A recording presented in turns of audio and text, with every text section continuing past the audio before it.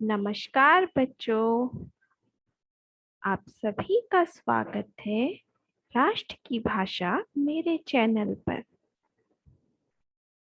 आज मैं आपके सामने एक छोटी सी कहानी लेकर आपके सामने प्रस्तुत हुई हूँ। ये कहानी है स्वर और व्यंजन की कहानी। आप कहेंगे स्वर और व्यंजन की कौन सी कहानी है? तो स्वर और व्यंजन की कहानी आज हम सुनने वाले हैं। तो चलिए, बहुत समय पहले की बात है बच्चों। एक गांव था जिसका नाम था हिंद, जहां सब मिलजुल कर बड़े प्यार से रहते थे। सभी एक दूसरे का आदर करते थे। उस गांव में सब लोग एक दूसरे के दुख में शामिल होते थे और सुख में भी। हर चीज बांट कर बांटते थे आपस में वो, और वहां सब एक दूसरे का दुख बिना कहे ही समझ जाते थे। सब कुछ बहुत अच्छा चल रहा था।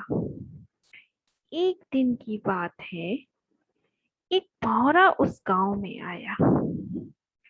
तो उसने देखा यहाँ तो सब लोग बड़े प्यार से मिलजुल कर एक साथ रहते हैं, और यहाँ बच्चे भी आपस में मिल कर के रहते हैं। तो ये बात उस भौरे को अच्छी नहीं लगी। उसने सोचा, ऐसा क्या करूं? क्योंकि जब हम सीधा साधा जीवन व्यतीत करते हैं, तो उसने कहा कुछ तो ट्विस्ट आना चाहिए, कुछ तो नमक मिर्च डालना चाहिए। क्या करूं ऐसा? तो उसने अपना दिमाग चलाया। तभी उसने देखा कि उस गांव में जो बच्चे हैं, लड़कियों और लड़कों का जो अनुपात है वो थोड़ा असंतुलित था। असंतुलित मतलब उस गांव में लड़कियां 11 नजर आ रही थी और लड़के 33 नजर आ रहे थे। उस भौरे ने सोचा, ऐसा कैसे हो सकता है? और एक खास बात थी, वहां जितनी भी लड़कियां थी उनको स्वर कहा गया, और लड़के थे उनको व्यंजन कहते थे। तो लड़कियां 11 स्वर थी और लड़के 33 व्यंजन थे। अब भौरा सोचने लगा, क्या करूं?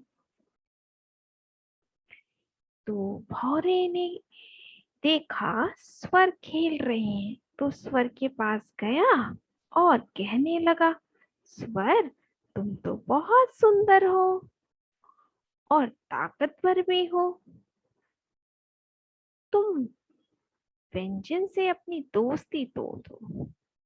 तुम्हें व्यंजन की क्या आवश्यकता है? व्यंजन कह रहे थे, स्वर तो बहुत घमंडी है। तो स्वर ने सोचा, शायद व्यंजन ने ऐसा कहा है, तो स्वर को बिल्कुल अच्छा नहीं लगा, और स्वर जो थे वो दुखी हो गए भौरे की यह बात सुन के। तो व्यंजन, अब भौरे ने सोचा, चलो अब व्यंजन के पास चलते हैं। तो भौरे ने देखा व्यंजन भी खूब मस्ती से मिल करके खेल रही है। तो भौरे ने फिर से वही कहा, व्यंजन, स्वर कह रहे थे कि हमारे बिना तो व्यंजन का काम ही नहीं चलेगा, और हम तो बहुत सुंदर हैं, हमें तो व्यंजन की आवश्यकता ही नहीं है। तो भौरे की ये बात सुनकर व्यंजन भी बहुत दुखी हुए, वो भी बहुत उदास हो गए। अब स्वर भी गुस्सा हो गए उधर और व्यंजन भी गुस्सा हो गए। यह देखकर भौरा बहुत खुश होने लगा मन ही मन। हाँ, मैंने तो इस गांव में जो है दोस्ती को तोड़वा दिया, स्वर और व्यंजन की। अब ना स्वर आपस में बात करें ना ही व्यंजन आपस में बात करें। अब दोनों अलग अलग हो गए। यह देखकर भौरा बहुत ही खुश हो रहा, मन ही मन खुश होके। लेकिन स्वर और व्यंजन दोनों उदास थे। तो जब यह गांव के सभी लोगों ने देखा कि स्वर अलग खेल रहे हैं और व्यंजन अलग खेल रहे हैं, तो एक दीदी थी। दीदी ने जब देखा कि ऐसा क्यों हुआ इस गांव में, ये तो सब बहुत प्यार से मिलजुल कर रहते थे, तो गांव के सब लोग यही सोचने लगे कि स्वर और व्यंजन की दोस्ती कैसे की जाए, कैसे ये आपस में फिर से मिल के रहें। तो दीदी ने जाकर जो गांव के बड़े लोग थे उनसे कहा कि ऐसा ऐसा हुआ है, स्वर और व्यंजन आपस में बात नहीं कर रहे हैं। तो उन्होंने एक सभा बुलाई। तो सभा में स्वर और व्यंजन दोनों को बुलाया गया। तो सबसे पहले स्वर से पूछा गया।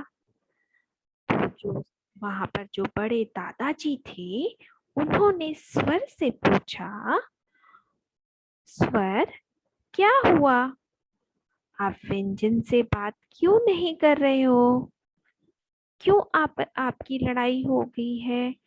तो स्वर ने क्या कहा, स्वर ने कहा, भौरे ने हमें बताया कि व्यंजन हमारे बारे में क्या सोचते हैं, हम तो बिल्कुल भी सुंदर नहीं है और हमारे बिना तो व्यंजन का काम चल जाएगा। तो इस बात से हमें बहुत दुख हुआ। तो फिर दादाजी ने व्यंजन से पूछा, व्यंजन आप बताओ, आप स्वर से क्यों नहीं बात कर रहे हो। तब स्वर तब व्यंजन ने क्या कहा, व्यंजन ने भी कहा, दादाजी ये जो भौरा है इसने हमें बताया कि स्वर भी हमारे बारे में यही सोचते हैं कि व्यंजन तो बेकार है, व्यंजन स्वर जो है अपने आप शब्द बना सकते हैं, सब कुछ कर सकते हैं, इसलिए मुझे हमें भी बहुत दुख हुआ। तो सभी व्यंजन ने यही कहा। अब दादाजी ने कहा, दोनों से पूछा, आपको ये बात किसने बताई। तो दोनों ने क्या कहा, इस भौरे ने। तो दादाजी ने क्या कहा, उन्होंने कहा कि स्वर और व्यंजन सुनो, आप तो एक साथ हो यहाँ पर गांव में, जब से ये गांव है तभी से आप लोग स्वर और व्यंजन दोनों एक साथ हो। लेकिन ये जो भौरा है ये तो बाहर से आया है ना, और कब आया है, अभी आया है। तो कभी भी बाहर वाले की बात मानकर सुनकर हमें आपस में झगड़ा नहीं करना चाहिए।